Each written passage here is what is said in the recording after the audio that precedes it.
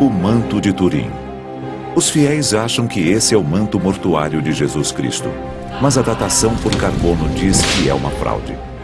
Durante décadas, os cientistas não descobriram como a imagem ensanguentada de um homem se formou sobre esse pano. Não é pintura, não é estampa. Não foi criada por nenhuma técnica artística conhecida. Agora uma teoria controversa alega que poderia ser o trabalho de um dos maiores artistas do mundo. O manto de Turim não deve estar numa catedral ou igreja, e sim num museu de ciência. Será que as esperanças mais extraordinárias de todos os tempos seriam obra de Leonardo da Vinci? O manto de Da Vinci. A imagem desbotada e espectral de um homem torturado num lençol de linho. O tecido manchado por sangue e suor. Feridas horríveis cobrem suas costas. Há marcas de perfuração nas mãos e no peito. E um círculo de sangue coroa sua cabeça.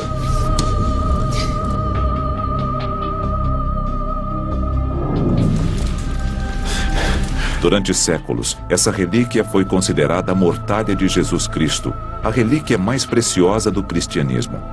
Mas como a imagem se formou no manto tem desconcertado os cientistas há décadas. Saiba que, nos últimos 30 anos, devo ter analisado 50 tentativas diferentes de reprodução do manto. Fazer imagens com as mesmas propriedades químicas e físicas, ninguém jamais conseguiu chegar perto. A ciência não conseguiu resolver esse mistério, apesar de centenas de horas de testes. Eles não conseguiram recriar a imagem do manto de Turim.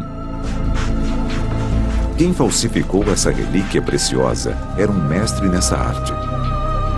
Um cientista, um anatomista e inventor. Uma das teorias mais controversas diz que o manto é um trabalho de Leonardo da Vinci. Ele criou a pintura mais famosa do mundo, a Mona Lisa. Mas teria ele também criado essa relíquia sagrada?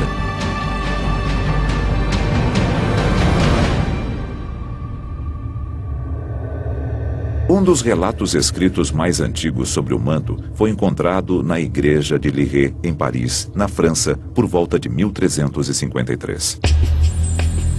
Hoje o manto está lacrado numa câmara de vidro à prova de bala na Catedral de Turim, na Itália, oculto sob esse tecido. Embora não possam vê-lo, milhares de peregrinos ainda se reúnem nessa igreja para orar diante do que acreditam ser a mortalha de Jesus Cristo ensopada com seu sangue sagrado.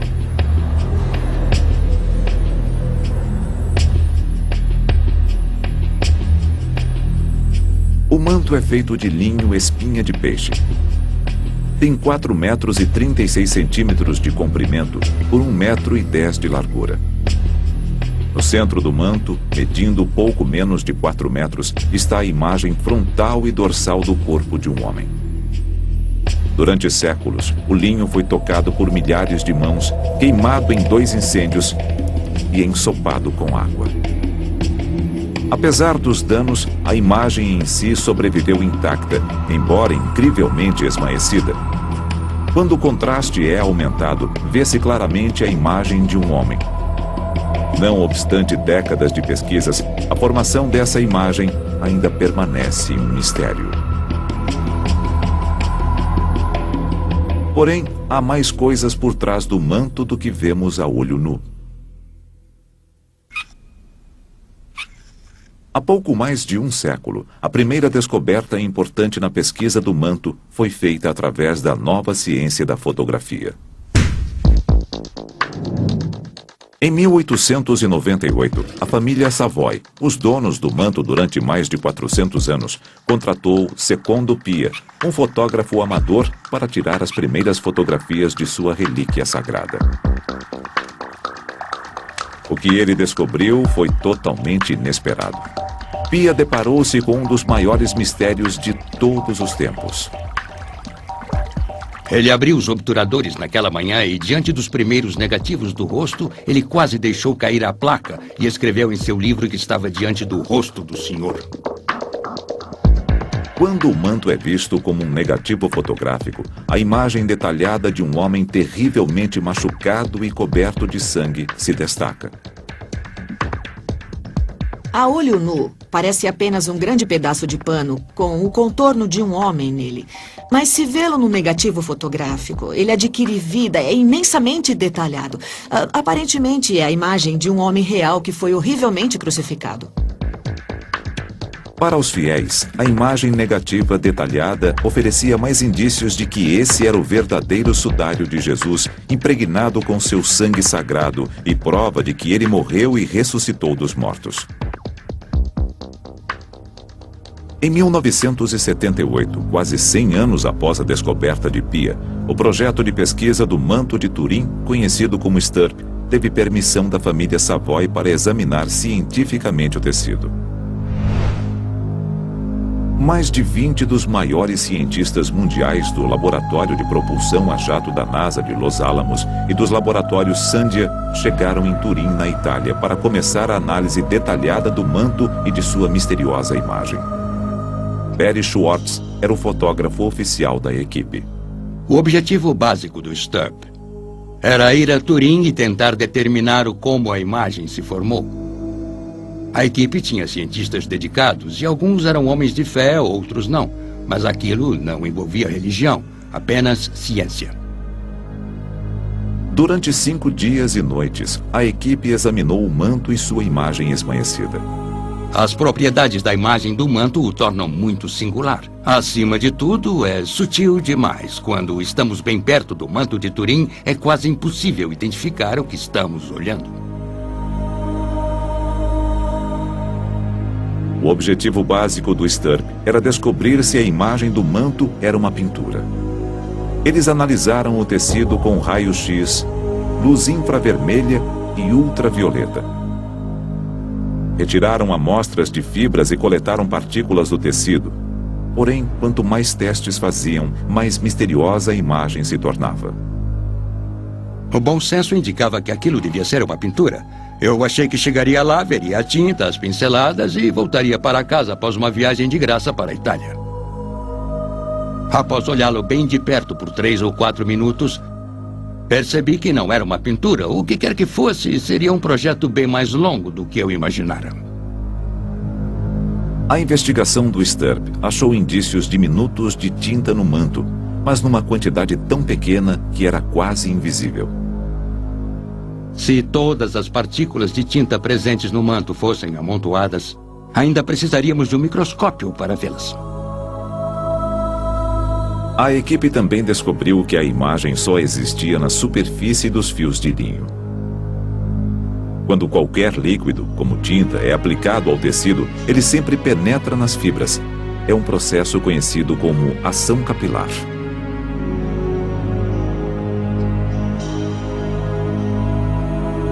Mas isso não ocorreu. A imagem não fora pintada. Como a imagem só abrangia as fibras superiores, os cientistas acharam que ela pudesse ter sido queimada no tecido. Para testar a teoria, o grupo analisou o manto com uma câmera ultravioleta. O linho chamuscado fluoresce sob certos tipos de fotografia com luz fluorescente. Quando fotografamos o manto com a fotografia UV, todos os chamuscados fluoresceram exatamente como esperávamos. A imagem não. Isso porque, e eu digo isso com toda a confiança, o manto não resulta do aquecimento do linho e das áreas da imagem.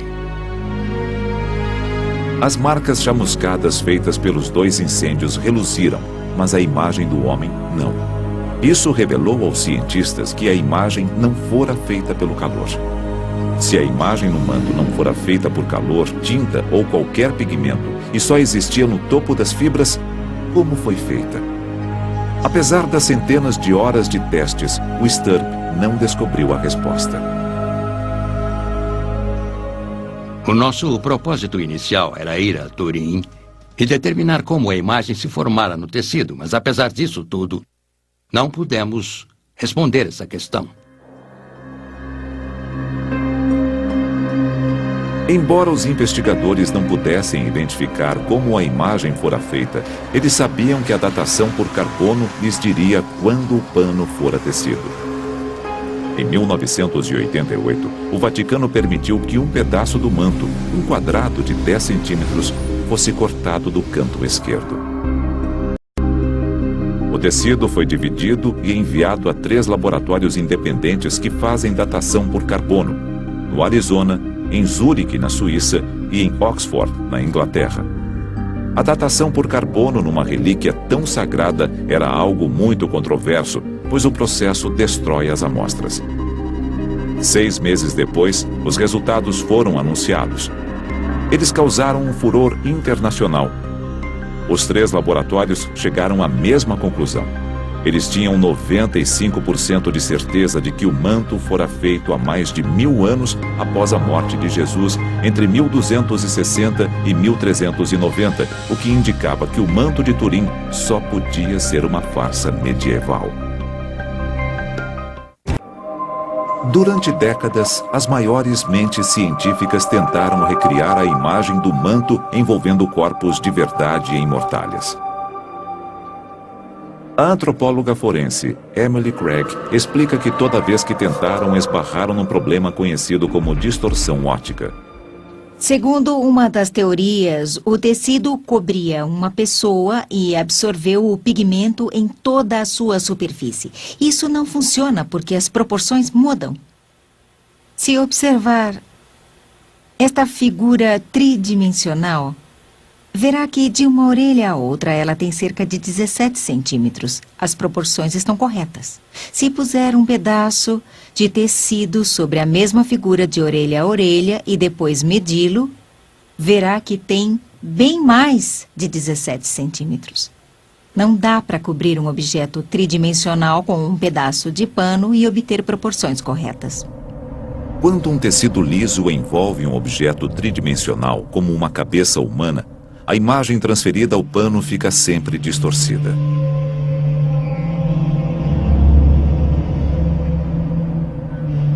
As orelhas ficam tão espaçadas que o rosto parece inflado e inumano, bem diferente da imagem do manto. Alguns cientistas argumentam que uma coluna de gás escapou do cadáver e projetou uma imagem sobre o tecido.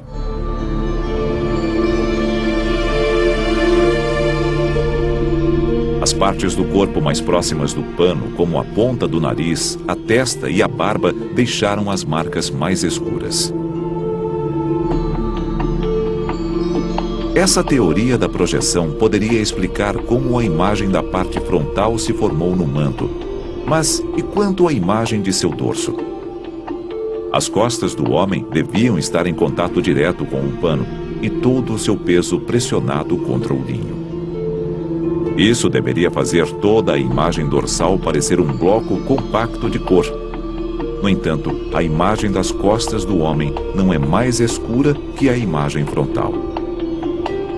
A imagem do corpo do homem é tão perfeita que parece ter sido criada para exibição.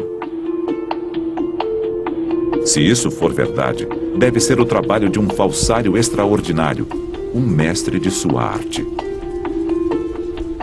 A ideia era fazer parecer que o manto havia coberto o corpo de Jesus. E conseguiram. É brilhante. Mas quem teria a habilidade para criar uma imagem tão convincente de Cristo? Uma imagem tão boa que levou os peritos forenses a achar que era de um homem de verdade. O impostor do manto devia ser um herege. Alguém que não temia forjar o sangue sagrado e redentor de Jesus. Devia entender de anatomia e dispor de uma tecnologia que ludibriaria completamente todo mundo até o século XX. Uma teoria controversa da escritora Lynn Picknett e do historiador Clive Prince argumenta que todas as pistas apontam para Leonardo da Vinci, um dos maiores artistas que já existiu. Um homem que se recusava a seguir as regras da igreja cristã e cujo estilo de vida ofendia a sociedade. Leonardo não queria criar nada que pudesse ser exposto como uma pintura, um desenho ou algo tingido no tecido. Queria apresentar algo que parecesse miraculoso. Será que o grande artista e herege arriscou sua vida forjando uma das relíquias religiosas mais importantes de todos os tempos? O manto de Turim é a relíquia mais famosa e misteriosa do mundo e quase certamente uma farsa medieval. Quem fez essa imagem era um artista habilidoso. Mas seria obra de Leonardo da Vinci? Da Vinci nasceu na Itália no século XV. Ele criou algumas das pinturas mais valiosas do mundo, inclusive a Mona Lisa e a Santa Ceia. Leonardo era engenheiro, inventor, anatomista e desbravou nossos conhecimentos sobre ótica. Ele estava na vanguarda da revolução nas artes e na ciência, conhecida como Renascença. Leonardo tinha uma mente extraordinariamente moderna e se via como alguém que estava moldando o futuro. Mas teria habilidade para criar essa imagem realista de um homem torturado e crucificado, usando uma técnica que os cientistas ainda não conseguiram desvendar? O segredo do sucesso de Leonardo estava no uso da observação direta. Da Vinci acreditava que para captar de fato a imagem de um tema, era preciso dissecá-lo. Leonardo queria entender como o corpo humano anda, enxerga e se comporta. Ele pensava, e se eu remover a pele e ver os músculos? Entender o tamanho dos músculos, o local dos músculos e como se movem. No porão úmido de um hospital de Florença, Da Vinci dissecava secretamente os mortos. Ele os desmembrava pedaço após pedaço, enquanto tentava descobrir os segredos mais profundos do corpo humano. Leonardo foi o primeiro artista que fez dissecações em corpos. É incrível. Anteriormente, na Renascença, houve gente interessada no corpo humano, mas ninguém pensou em fazer dissecações. Da Vinci removia os órgãos internos e fazia esboços detalhados de músculos e tecidos. Depois, escrevia uma série de regras sobre a anatomia humana. Ele também criou um sistema de proporções que lhe permitia desenhar o rosto perfeito. Seus experimentos com cadáveres lhe deu um conhecimento incomparável sobre anatomia, bem mais amplo que o de muitos cirurgiões da época. Também lhe deu raro acesso a corpos fraturados e ao sangue, os materiais necessários para criar uma imagem realista de tortura e crucificação igual à do manto.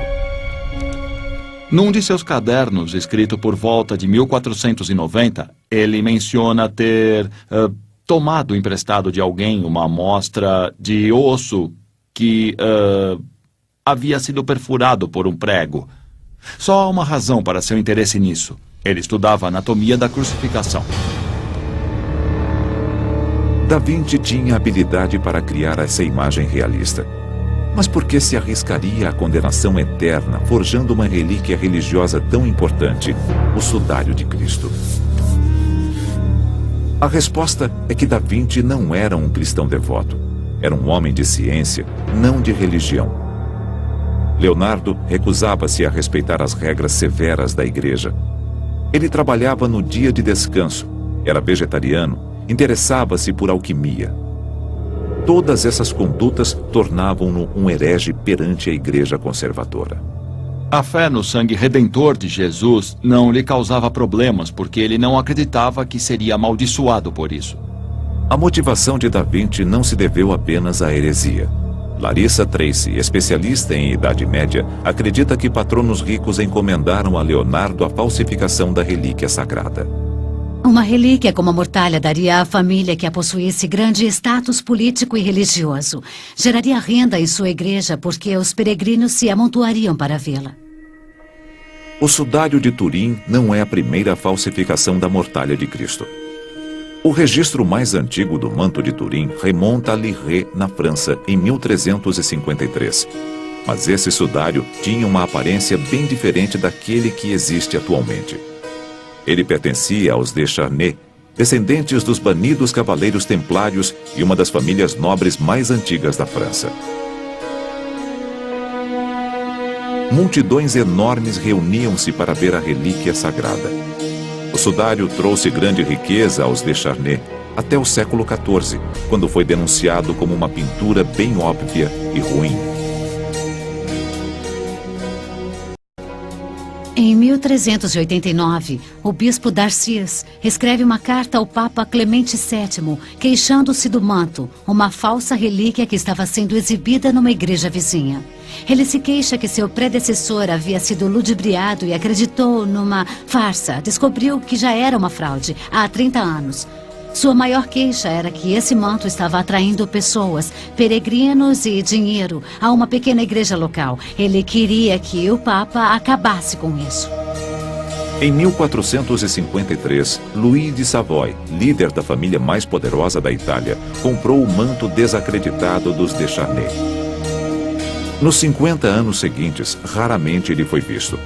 Em algum ponto no decorrer das décadas, o sudário passou por uma transformação aparentemente miraculosa. Quando reapareceu, não era mais visto como uma óbvia fraude pintada. O manto de Turim foi louvado como uma verdadeira relíquia sagrada. Até o Papa declarou genuíno. Não foram só as atitudes que mudaram em relação ao manto, o próprio manto havia mudado. Apresentaram uma versão nova, melhorada. O manto novo e melhorado pode ter sido feito quando a fraude anterior estava escondida no final do século XV, uma época em que Leonardo estava no auge de sua arte criativa. Será que Da Vinci e os poderosos Savoy conspiraram para ludibriar o mundo? O manto de Turim é a relíquia mais famosa do mundo cristão. Mas registros históricos sugerem que essa é uma versão nova e melhorada de um manto bem mais antigo, o que foi denunciado como uma fraude pintada no século XIV. É possível que o manto atual não seja o mesmo que apareceu em Lirey. A sugestão é que talvez outro manto tenha sido criado para substituir o anterior. Seria bem possível refazer uma relíquia, principalmente se essa relíquia estiver bem escondida há muitos anos. Será que os novos donos do manto, os Savoy, recorreram ao maior artista de toda a Itália para fraudar uma versão de aparência mais autêntica? Da Vinci tinha a perícia necessária. Ele sabia bastante sobre anatomia e sobre a estrutura física e muscular do corpo. Ele tinha todas as ferramentas para criar uma imagem como a do manto. Leonardo trabalhava para muitas das famílias mais ricas da Itália. Na Biblioteca Real de Florença, há indícios que o ligam diretamente ao Savoy. Acredita-se que esse desenho seja um autorretrato de Da Vinci. Pertencia ao Savoy, assim como o manto de Turim. Se os Savoy encomendaram a Leonardo que forjasse uma relíquia de aparência mais autêntica, isso não era nada novo. A falsificação de relíquias, infelizmente, era muito comum na Idade Média. No final do século XIV, quando o manto de Turim apareceu na França, havia uma cultura muito difundida de corrupção eclesiástica. As relíquias atraíam multidões de peregrinos, bem como seu dinheiro. As mais lucrativas eram as que estavam diretamente relacionadas ao corpo de Cristo. Nós temos as aparas das unhas dos pés de Cristo, há pedaços e lascas da cruz sagrada, milhares de pedaços da Santa Cruz. Temos o prepúcio sagrado. Houve pelo menos 4 mantos diferentes na Idade Média que supostamente eram o manto fúnebre de Cristo. O manto de Turim é o único que tem uma imagem. Mas o manto de Turim foi considerado a relíquia suprema porque, se fosse genuína, era um elo físico com o corpo torturado e crucificado de Cristo. Um sudário que ele descartou ao ressuscitar. Ter, sabe, a imagem de corpo inteiro de Jesus, supostamente, e coberta com seu sangue sagrado e redentor, seria o máximo. Não poderia haver melhor relíquia que essa. Curvem-se e venerem o Savoy. Não há nenhum relato escrito que prove que Da Vinci criou o manto de Turim. Ele não escreveu sobre isso em nenhum de seus cadernos, mas ele também nunca escreveu sobre a Mona Lisa. Se Da Vinci aceitou a encomenda do Savoy, ele foi obrigado a trabalhar em completo segredo. Quando uma relíquia era falsificada, a identidade do artista jamais era revelada. Provavelmente jamais admitiram que a relíquia era uma fraude, porque era perigoso admitir como falsa uma relíquia pela qual as pessoas tinham devoção. Há um problema com a teoria de Da Vinci. A datação por carbono diz que o pano do manto foi tecido entre 1260 e 1390. Mas Leonardo só nasceu em 1452, mais de 60 anos depois. Embora o tecido possa ser datado pelo carbono, é impossível os cientistas datarem a imagem em si.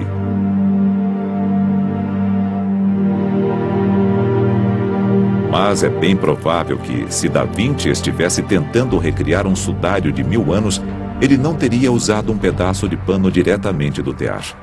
Ele teria achado um tecido que parecesse antigo. Da Vinci estava no local perfeito. Florença era um grande centro de comércio na época de Leonardo. Teria sido relativamente fácil para alguém como ele arranjar um tecido antigo. Nos últimos 40 anos, os cientistas tentaram e não conseguiram descobrir como foi feita a imagem do manto de Turim. O fluxo sanguíneo e as feridas pareciam corresponder às do homem que foi espancado, açoitado e crucificado.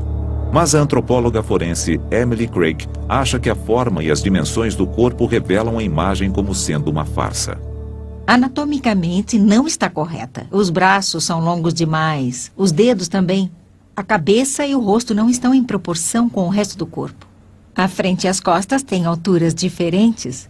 Como antropóloga, posso garantir que as pessoas têm a mesma altura, sejam vistas de frente ou de costas. Todos que tentam explicar as proporções dos braços atribuem isso ao rigor mortis e ao fato de o corpo estar dobrado, mas não confere, está errado. Essas imperfeições intrigaram o historiador de arte Nicholas Allen. Ele estuda o manto desde que saíram os resultados da datação por carbono há mais de 2 décadas.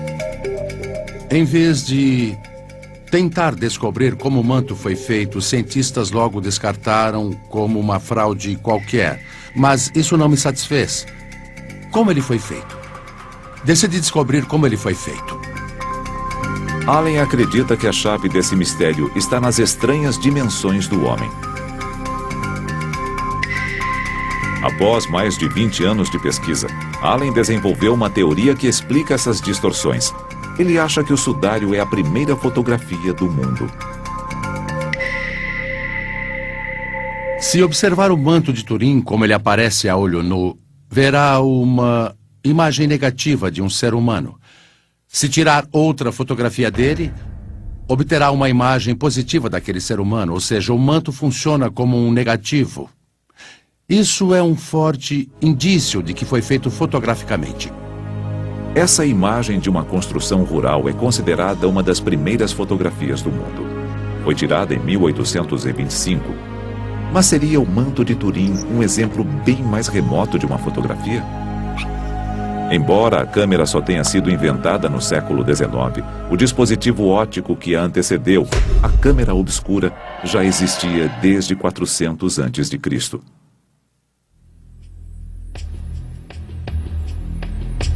Para testar sua teoria, Allen decidiu recriar a imagem do manto construindo uma câmera obscura. Allen pendurou um boneco representando um corpo humano em tamanho real do lado de fora de uma estrutura. Do lado de dentro, ele escureceu um cômodo e na parede colocou uma lente de cristal redonda. Allen esticou um pedaço de tecido sobre uma moldura. O tecido foi embebido em sulfato de prata, ficando sensível à luz, assim como um filme fotográfico. Todos os materiais usados por Allen eram facilmente encontrados na Itália do século XV, época em que Da Vinci estava no auge de sua capacidade criativa.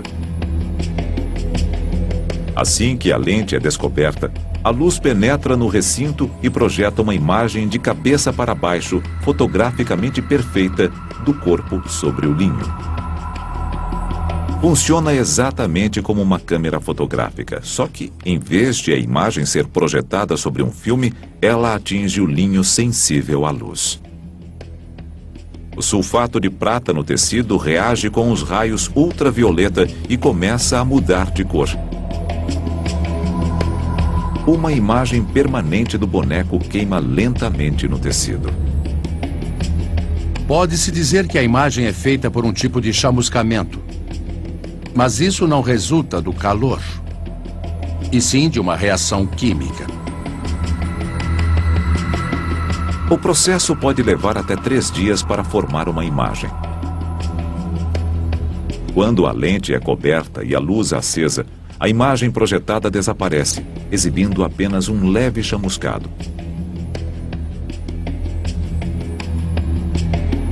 Mas quando o tecido é fotografado, o negativo revela uma imagem detalhada do corpo de um homem, assim como no manto.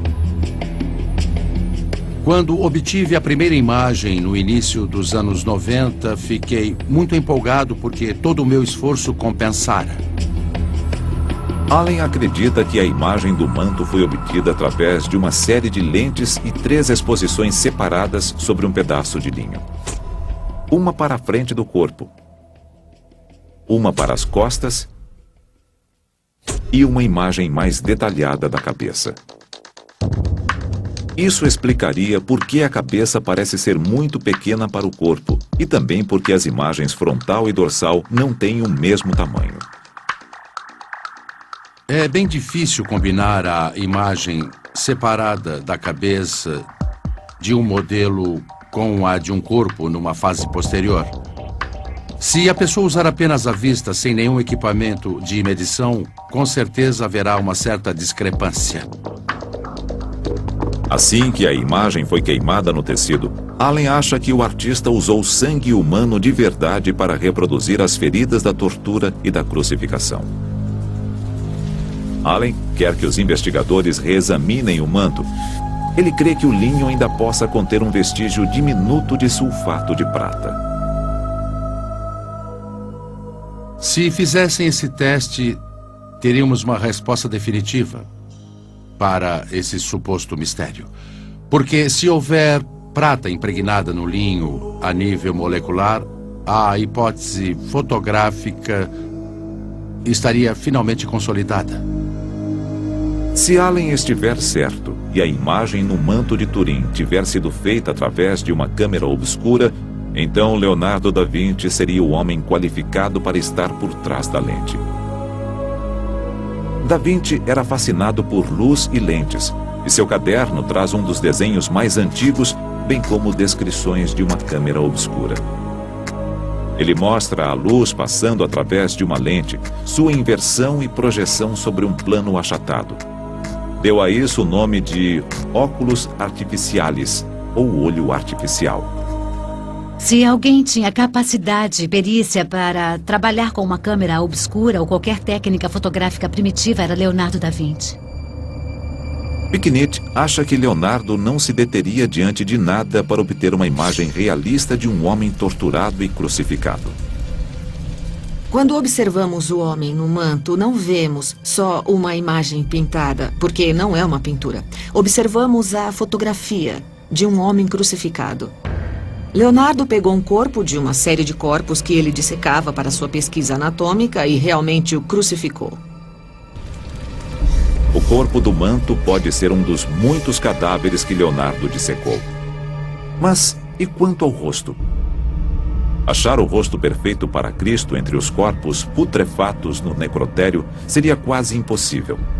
Então, que rosto o artista e mestre em proporções humanas usou como modelo de Cristo?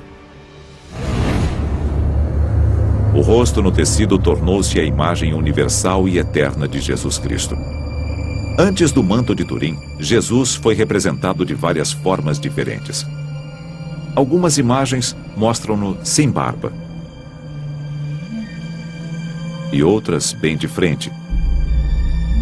Em algumas, ele tem cabelos louros. Em outras, cabelos curtos. manto de Turim fixou de forma permanente a imagem de Cristo na mente das pessoas. Quem criou essa imagem dispôs-se a criar um rosto que as pessoas acreditariam ser o do Filho de Deus. Mas quem é esse homem?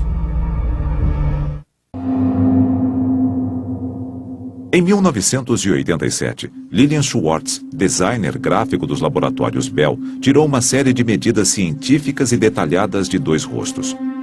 Um foi o da Mona Lisa, pintura de Da Vinci. O outro foi de um autorretrato de Leonardo, já idoso.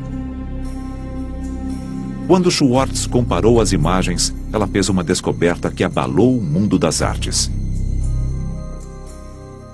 Eu vi surgir essa imagem.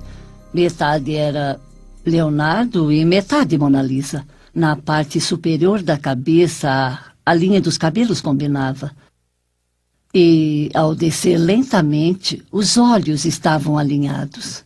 Mal me contive quando chegou à ponta do nariz. Aí eu gritei. Surpreendentemente, os 2 rostos combinavam de forma perfeita. Todos os rostos humanos são singulares.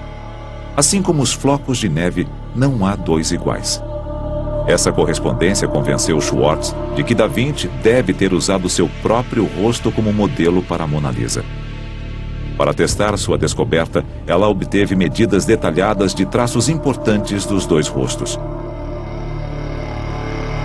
O canto interno dos olhos, a área perto do nariz, a distância entre o centro dos olhos, o comprimento do nariz e a área acima dos olhos, conhecida como crista suborbital. Mais uma vez, as proporções dos rostos combinavam perfeitamente. A descoberta foi revolucionária. Se Da Vinci teve a audácia de usar seu próprio rosto para a bela Mona Lisa, não poderia tê-lo usado como modelo na imagem do manto? Quando me pediram para fazer uma análise entre Leonardo e o manto, rejeitei a ideia. Disse que as proporções não se encaixariam de modo algum. Não havia qualquer ligação. Schwartz digitalizou o autorretrato de Da Vinci no computador e o comparou com a imagem do manto. Mas o ângulo dos 2 rostos era tão diferente que era impossível comparar. Percebi que não poderia fazer essa análise porque os rostos deveriam estar voltados para a mesma direção. Mas em janeiro de 2009, Schwartz começou a analisar um desenho diferente de Da Vinci. Esse estudo do rosto de um homem é apenas um dos milhares que Da Vinci fez explorando as proporções faciais. Ele era obcecado por achar a fórmula do rosto perfeito. Quando Schwartz mediu os traços principais desse esboço e os comparou com as medidas tiradas do manto, ela ficou chocada com os resultados. Eu obtive essa imagem que Leonardo havia desenhado, mostrando suas proporções num rosto. Achei que não descobriria nada apenas olhando para elas. Então ajustei as medidas e seccionei as 2 imagens para ver o que obteria. Para a surpresa de Schwartz, as proporções dos 2 rostos combinavam perfeitamente. Os olhos estavam alinhados e dava quase para perceber o topo da cabeça em torno da cabeça do manto. Continuei achando que era impossível, mas as extremidades, as bocas, mais uma vez, combinavam. Fiquei muito empolgada. Descobrir uma coisa dessas faz com que eu me sinta muito, muito bem. Schwartz não sabe quem criou a imagem do homem no manto, mas pode provar que quem fez isso deve ter usado o sistema de proporções de Da Vinci. Não tenho nenhuma dúvida, após todos os estudos que fiz nas últimas semanas, que as proporções mencionadas por Leonardo foram usadas para criar o desenho do rosto do manto. Havia mais surpresas reservadas para Schwartz. Essa pintura mostra o Salvator Mundi, que alguns historiadores de arte acreditam ser um retrato de Leonardo da Vinci quando jovem. Ao comparar essa imagem com a do manto, Schwartz descobriu uma combinação quase perfeita. Fiquei impressionada. A correspondência era inacreditável. Era semelhante demais. A ponta do nariz e o centro dos olhos, que são muito importantes, combinam. Essa correspondência indica a Schwartz que os dois rostos devem pertencer à mesma pessoa. Será que a imagem misteriosa no manto que fascina o mundo há séculos seria um retrato de Leonardo da Vinci? A imagem do rosto do homem no manto e o rosto do Salvator Mundi combinam exatamente em todos os sentidos. E foi assustador, e foi incrível, e acho que foi a coisa mais empolgante que já me aconteceu. É a conexão que procurávamos para provar a conexão entre Leonardo e o manto, mas também superficialmente é algo que não esperávamos, porque se você observar as duas imagens, elas não se parecem.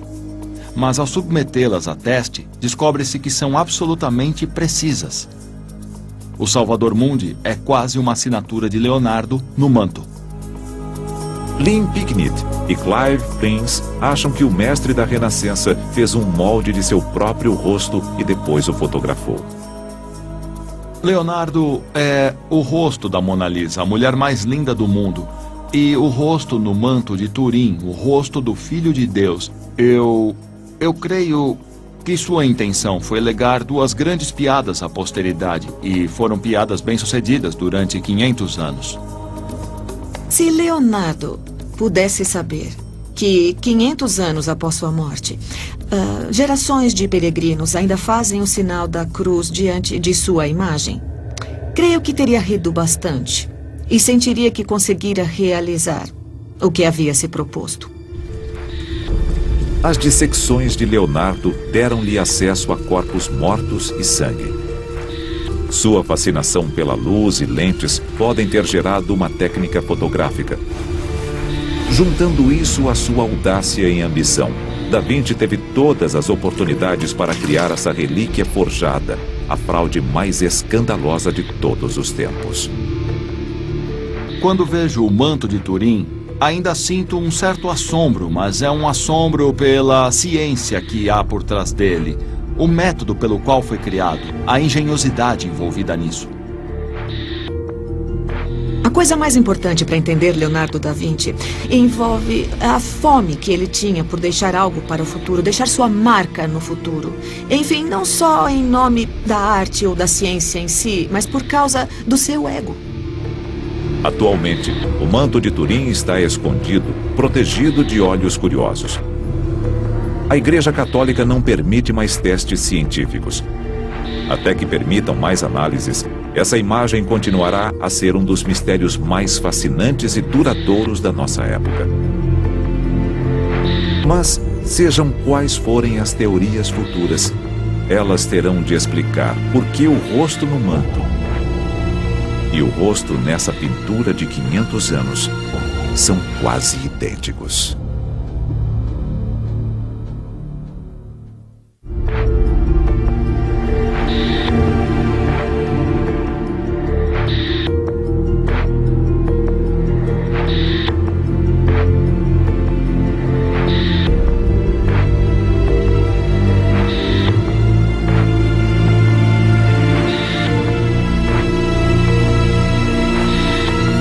Versão brasileira, DPN Santos.